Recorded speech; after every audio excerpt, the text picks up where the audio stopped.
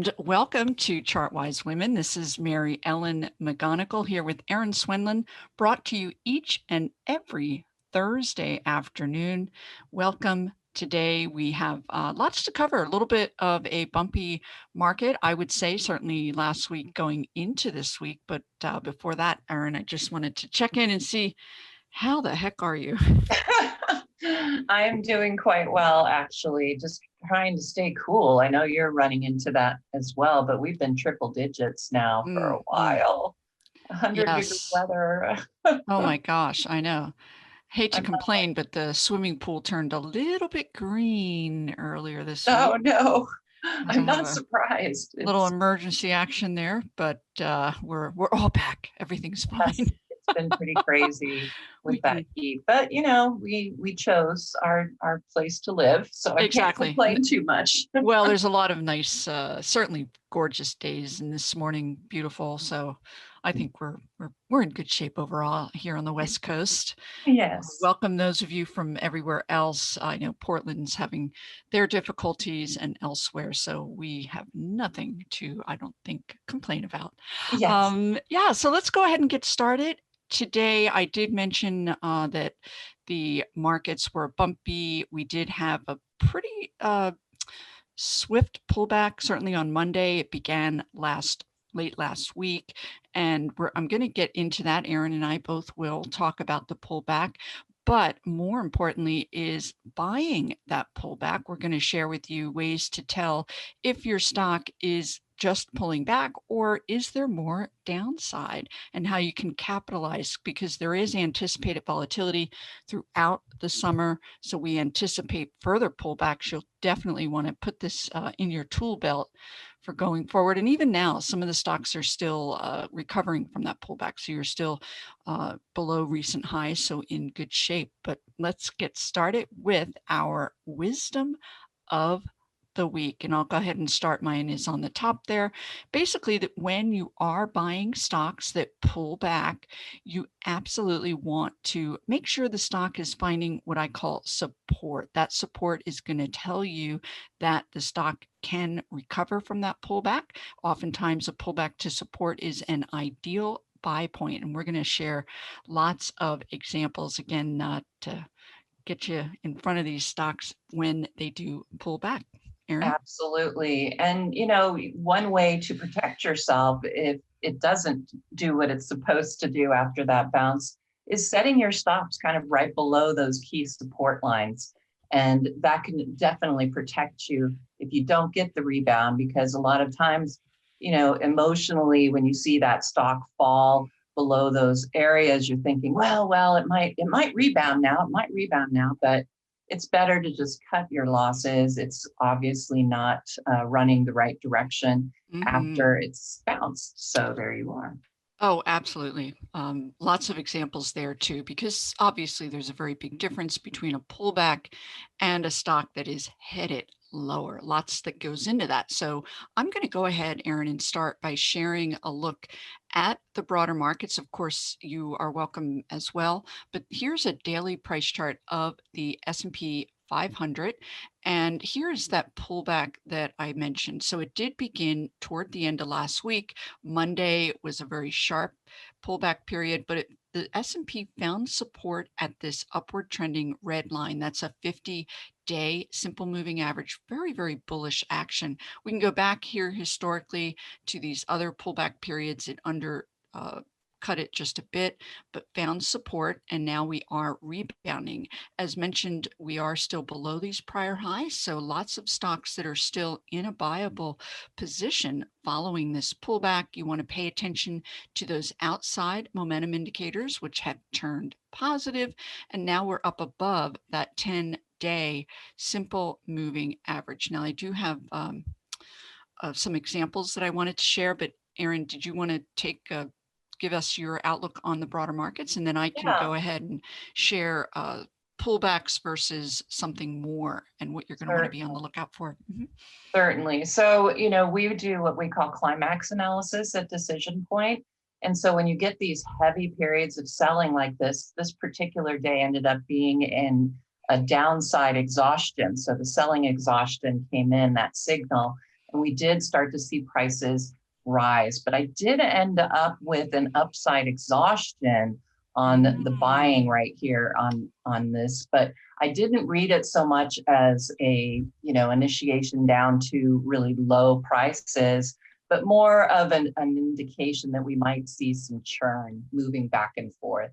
But as we know, when you see these bounces off those 50-day moving averages, that typically you're going to get a pretty nice move off of that. And you'll see a lot of stocks that they will see that continuation. But the issue I have, of course, is the participation under the surface, which everybody knows that I follow. And that is with our silver cross and our golden cross. So my silver cross is still showing that just a little more than half of the S&P has a 20-day moving average above the 50-day moving average. And you really want to see much higher participation, or at least seeing it rising, so that you can expect that continuation, that follow through on the bounce. And since I'm seeing a bit of problems under the surface with that silver cross and the bullish percent index, I'm still a little cautious. And I think that really brings home what I was talking about as far as making sure you set your stops so that you can eke out what gains you're going to get, but also protect yourself. Yeah, very good. And I have a little bit of a different stance. I was able to gobble up some stocks on the pullback. Let me go ahead and share with you examples of stocks that have pulled back, what to be on the lookout for. First up here is a daily price chart of Facebook, and it's all about historical precedent. What I wanted to share with you is that Facebook historically has a predisposition to hit a new high. This was a gap up on earnings and pull back to that 50-day. And we did get a nice double bottom formation here, and the stock had a nice 4-week rally before hitting another new high in price and pulling back. This is a current chart. So last week, or actually on Monday, it pulled right back to that upward trending 50-day. And then since then, we've had a nice uptrending rally in Facebook. And I did want to share another example. This is a stock, a couple of things I want to share with you with this example. This is Cloudflare. It's a cybersecurity stock, and it is definitely a leader. By that, I mean it's been a very top performer among software stocks. So we can see it pulled back in line with the markets, undercut that 21-day, never got down close even to that 50-day. This is what I'm going to be on the lookout for with what I call winning stocks, those stocks that hold up well in a broader market that is otherwise pulling back. So the stock's up 10% this week. And what I wanted to point out to you here is number one, then exemplifying itself as a leadership name, this break back above these shorter term simple moving averages puts the stock back into a buy zone, and it is now broken out to a new high. I don't know if I have time to show you on an intraday how you can capture that. Erin, I know you do this in your trading room. This is a 1-hour price chart. This is taking us back to Tuesday when the markets did reverse, and you can see you're looking for a move above the moving averages, positive momentum indicators, and the stock did go on. So I'm going to leave it at that. I could probably go on endlessly, but yeah, so that's what you're going to want to look out for. Those names that hold up well are going to go on to eventually become what I call your leadership names. And then also this fact that it was able to break back above those shorter term moving averages, and that indicates that the stock is in fact breaking out to new highs and in a bullish uptrend. Excellent. Yeah, I had a few just to show that sort of that look of a bounce. I'm going to just go over here. Twilio was one in that software space, and you can see that pull back right to that 50-day EMA, and then it's starting to bounce. And now we do actually have a breakout above some pretty stiff overhead resistance here. The momentum has shifted back to the upside. We're seeing the volume coming in here. And you can see as far as relative strength goes, you can add that to your tool belt as well. You've got the industry group performing very well against the S&P. And you can see that Twilio is performing quite well against the S&P and its group. You took the words right out of my mouth. I was going to pull up IGV. I had marked up that chart because that's one of the components on these pullbacks. You want to be in these higher performing, stronger industry groups. IGV is in Victor. And that industry group has been a leader within technology, which is a leadership group over the past 3 months. And take a look. Software really outperforming the broader market. So when you're looking for these pullbacks, be sure and search in those groups that are stronger, because that's where your outperformance is going to present itself. It certainly can raise your confidence level. Very good. Okay, so I think from here, we were going to talk about whether your stock has found support or not. So I'm going to go ahead and share a couple of other examples of stocks that did in fact find support so that you can differentiate, and then a couple of names that have not found support. So let's go ahead and get started with a stock. This is from my MEM Edge report. Dick's Sporting Goods. It's been a nice winner for us. Big 17% move on earnings and on. But the stock did undercut this 50-day simple moving average on Monday, but it closed the day above. That's what you want to do. You want to wait for the mark for the close. If it's able to break back, close above that 50-day, super bullish action. Oftentimes these stocks will just undercut this 50-day, shake out those weak holders, and then go on. And so the stock has since then gone on to advance. Another example in the software space is Intuit. And take a look. This is another leadership name. Big winner here, didn't even undercut that 21-day, and then is now marching to new highs. From here, I am going to share with you a stock that did find support but does not look constructive, and then one that did not find support. So this is Restoration Hardware. It's a Warren Buffett owned luxury home goods retailer.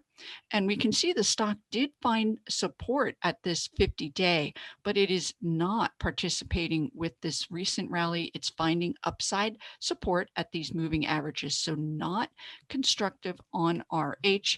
But from here, let's go ahead and take a look at a stock. This is one that I owned a while back, and I'll share with you that difference as far as finding support or not. This is 3D Systems, DDD.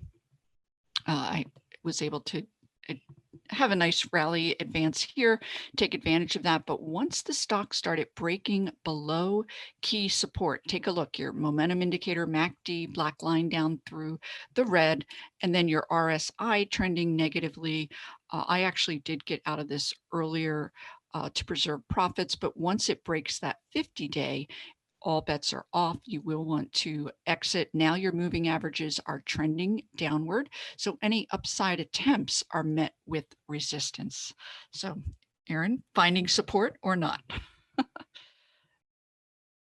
You know, I was looking mostly at the ones that are finding some support, but I'm going to, but you can see in the past, as we often talk about, are, stocks that are, their personality is such that you're going to see that pullback, and you want to see when you lose that support level. As you were just saying, we had this big gap down here on CarMax, and once it lost that 50-day EMA support, and then it also lost this level here from those tops, these lows, that was kind of your key to, if you would manage to get in and enjoy some of this rally, that was your indication that something might be going wrong. Now it's actually found support on that 200-day EMA, and now we pretty much have sort of a cup type shape, and it looks like we're starting to get the breakout again on CarMax, positive RSI. So this does look like it's going to be a successful pullback, but you can see that when it lost that rising trend, there were so many things to tell you that this was not going to be a good ride from here on out. I like the analogy. Yes, a couple of car stocks, Carvana, CVNA, et cetera, are really doing quite well. Of course, we all know car sales are through the roof. Yes. Yeah, so we are going, Particularly used cars, that's definitely an area to watch. yes, and that is CarMax, absolutely. We are going to take a brief break. When we get back, we're going to talk about cyclical stocks, which pulled back even before the recent markets pullback, and we're going to share with you our thoughts. Have these stocks reversed? Are they close to reversing? So stick around. We'll be right back.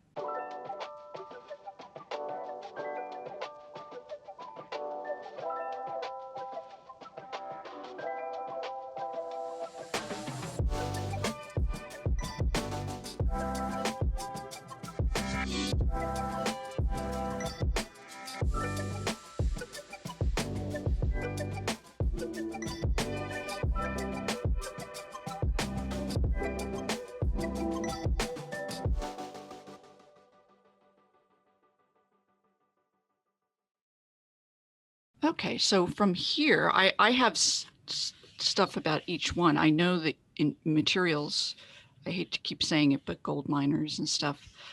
But I'll just start with industrials and go down the line. I have a ton of industrials. I do have 2 discretionary stocks. Oh, super. Yeah, I have, yeah, I'm well So prepared all the way both to of those 2 groups, and then also Mhm. healthcare. Biotechs are really starting to look good. Okay, super. Okay. And we are back. And as mentioned, right now, we are going to take a look at these cyclical stocks. And by cyclical, these are stocks and companies that really perform well during periods of economic expansion. A lot of these cyclical stocks, we're talking industrials, financials, materials, energy, they really started picking up last fall. But let's go ahead and take a look. We're going to start with that industrial industry group, all about a global recovery coming out of the pandemic.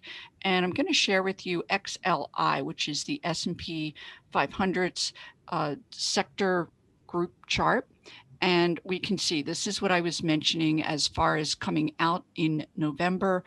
This was all about the recovery trade, reflation, and then we can see that industrials pretty much peaked in price here in May, and then subsequently in this June period fell out of bed. So what we can see now is with XLI, the group really just treading water, trending sideways. And then this week, we are getting a little bit of upside momentum here, nice volume characteristics. But I would argue overall, when you're looking at these bigger industry groups, it can really help to pay attention to some of the bellwether names. So let's just take a quick look here at Caterpillar. This is Caterpillar Tractor, big winner. Their numbers, I'm thinking 67% earnings growth estimated for this year, but the markets just don't care. We had big Delta variant breakouts in some of these emerging market areas. So we can see this break. This is what we talked about. It did not find support, broke that 50-day big volume, telling you more downside ahead. Another bellwether name in the industrials is Deere, triple-digit earnings growth prospects for the company, but the markets, investors are looking the other way. Another bellwether name that broke this 50-day, watch out, more downside ahead. So I can share just 1 or 2 names, but really for me, I'm not going to be as excited about participating in an industry group that's still struggling, but I'm always have to show at least 1 positive name. I guess that's my nature. So here's Honeywell, HON. They are very diversified within the industrial space. They did just report earnings, and this week they are poised to break out of this nice 6-week base. We could easily see further upside. So Erin, over to you. All right, let's go for it. I was looking, actually, I do have a few positives, but I'm going to show you my sector chart just to introduce what I'm looking at. So we'll start off. Here is the industrial sector chart. So I agree with you. There's certainly a lot of negativity associated with this chart, but at the same time, I have to think that if we get a breakout here on these industrials, it could get really interesting. We do have a bearish descending triangle, flat bottom, declining tops. But if we can break this declining trend, I think it could be interesting because I do have my price momentum oscillator just signaled a buy signal. And when I look under the surface, yes, we've been having this, pullback here in participation, but now we're starting to see a really sharp rise in participation as far as those stocks within the group that are getting their price above their 20-day EMAs, and of course that key moving average, that 50-day EMA.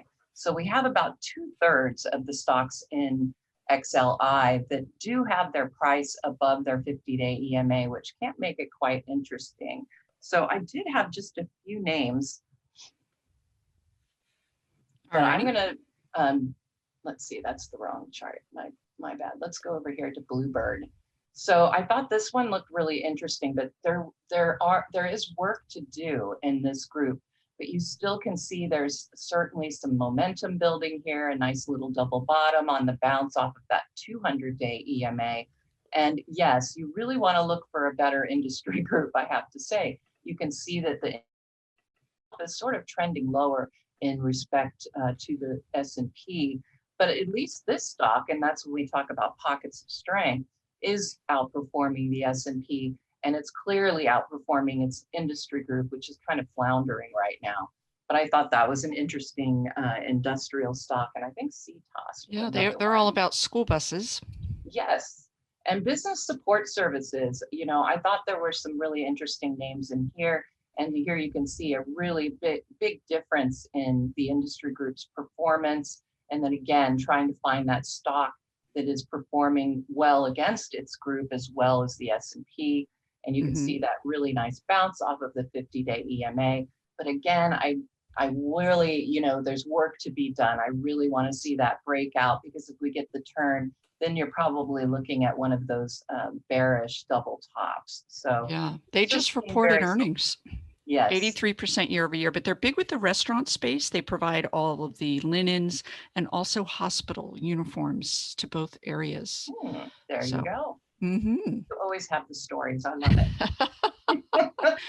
Oh my goodness. Okay, well, let's go ahead and move on. We have a couple of other areas among these cyclical names that we did want to go ahead and cover. And certainly one area that is very relevant to the markets. It's a big component of the S&P as well as the Russell 2000, which has been recovering a bit here, small cap names. So we're looking at XLF. This is the financial space. And this is an area that was near and dear to my heart. I was able to get into and actually subscribers to my MEM Edge report. We picked up a number of bank stocks back here last fall, and we had tremendous. One name was up triple digit, up 80+% on the others. Nice big run, but it did, of course, fall out of favor here during this mid-June period. A lot of this has to do with interest rates declining. We can just take a quick look at the yield on the 10-year, and you'll see the synergy there, where interest rates peaked pretty much here in May. These banks, they do garner a lot of their income and profit margins from lending. The higher interest rate environment is much more constructive for this area. So what you'll see is, for instance, this is the regional bank ETF, KRE, and you can see a very clear-cut negative downtrend. So I would not even fish here, if you will. When you see these pullbacks, yes, it will find support at this 200, but not until we see a break back above each of these moving averages with constructive momentum indicators, very similar to how we got interested last fall when the index actually did break back above. Take a look. This is this pandemic bear market period. This is where we got in when it broke back above. So that's what you're going to be on the lookout for. Erin, I think we have a little bit of time to, if you have anything you'd like to share before. Stock, so we'll make that perfect. Because I know we have a great story to get. Right. All right. So here is in that financial space, another one that's pulled way back. It's sitting on its 200-day EMA and making that attempt to break above that 50-day EMA. But you can see, and we talk about personalities of stocks, it pulls back to the 200 and likes to go back up, 200, back up, 200, back up, 200 back up. So where are we now? We are at the 200-day EMA and consolidating above it. It's managing to hold that support. You can see the PMO is giving me a buy signal. And right here, you can see a little bit of a rising trend in performance in this group. And certainly SNEX is outperforming the S&P starting to, and it's trending upward as well with its groups. So I think that looks I think KKR is a name in there. It's some a couple of investment management type firms that are picking up. So very good. All right. So I think we've covered quite a bit as far as what to be on the lookout for with these pullbacks, how you can take advantage of them and identify names poised to bounce after pulling back. So yeah, let's go ahead into our last segment here. It's called Yeah, That Happened, where we scour the global headlines for interesting news. And this one is out of the UK. A police officer there called for backup because she thought a drone was following her. Well, much to her embarrassment, it was actually the planet Jupiter that was following her, not a drone. Oh my gosh. I have to say, I have a great story. I'll make it quick about this, but my husband, who was in the Navy, was on his ship. He was brand new enlisted.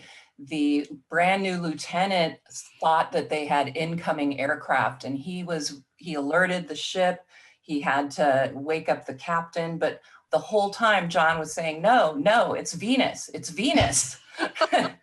And sure enough, the guy woke up the captain, who promptly gave him quite a bit of heck about that, because yes, indeed, it was Venus. Oh my goodness, who knew? I know, I guess sitting on a Navy ship, you would think that he would have figured out that it was Venus, but he'd be well versed in that. And interestingly, they always say to be alert to your surroundings, and this article is suggesting you should just keep your head down. Yes, I like that. Don't be fooled. Oh my goodness, I did get a chuckle out of that one. But let's go ahead. There are a couple of stocks that we can review here that are going to tie right into orbiting. It's a big topic here. First up is Virgin Galactic, SPCE. Of course, this is Branson, his big venture into space. It's been a little bit dicey here. They did receive approval to actually at some point shuttle individuals into space. They did have a launch last week, but you can see that it's quite volatile. I'm not quite sure if investors are really ready for this stock just yet. And then we can also take a quick look at Tesla. Of course, Elon Musk with his SpaceX. There's a real race, of course, in this. Now, this is Tesla. It's not anything related specifically to SpaceX, which develops these rockets. But from what I've read, Elon Musk is at the head of the race, so to speak. We also have Jeff Bezos from Amazon doing his thing. So it's the billionaire race to space. And from what I've read, Musk is ahead of the curve as far as what he's already manufactured and put all the satellites that he has put out there. Oh, I know he's chomping at the bit to get up into space himself, because I think he's next in line. Yeah, I don't know. I will leave it to those people. It's not something I would want to do. I can guarantee you that. Yeah, I'm not. I don't even like to fly, so forget being skyrocketed out. But one last name, you're going to have to close it out here. Rockwell Automation. These guys were actually manufacturers of these space shuttle orbiters, and we can see it's in a nice confirmed uptrend. So we'll leave it with a very lovely chart, and look forward to seeing everyone here again next week.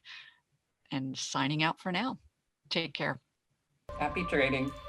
Hey guys, Dave Keller here with StockCharts.com. Thanks so much for watching our video. If you enjoyed it, and we hope you did, hit the like button right below. Also, we have so much new content every day. Consider subscribing to the channel. Just hit the subscribe button in the video or right below. Thanks for watching. Stay safe. Have a fantastic day.